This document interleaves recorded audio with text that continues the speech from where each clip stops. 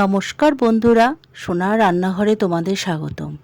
আজকের রেসিপি পটলের কোরমা। পটলগুলো ধুয়ে খোসা ছাড়িয়ে দুমুখ অল্প অল্প করে চিড়ে নিলাম। এবার মিক্সার জারে 1 চামচ পোস্ত, 1 চামচ চারমগজ ও 8-10টা কাজু অল্প জল দিয়ে পেস্ট করে নিলাম।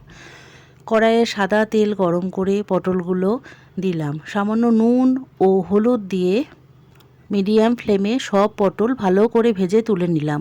ওই একই তেলে তেজপাতা, গোটা গরম মশলা ফোড়ন দিয়ে পেঁয়াজ, রসুন বাটা, আদা বাটা, নুন, হলুদ, জিরে গুঁড়ো, লঙ্কা গুঁড়ো, টমেটো বাটা ও সামান্য চিনি দিয়ে মশলা কষালাম। মশলা কষে গেলে কাজু, পোস্ত, চারমগজের পেস্ট দিয়ে অল্প জল মিশিয়ে আরও কিছুক্ষণ মশলা কষিয়ে ভেজে রাখা পটল দিয়ে দিলাম।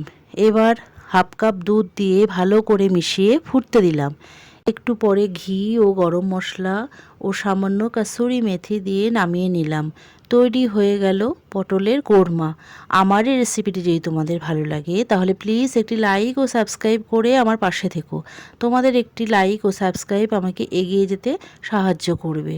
আমার সাথে এতক্ষণ থাকার জন্য অনেক ধন্যবাদ।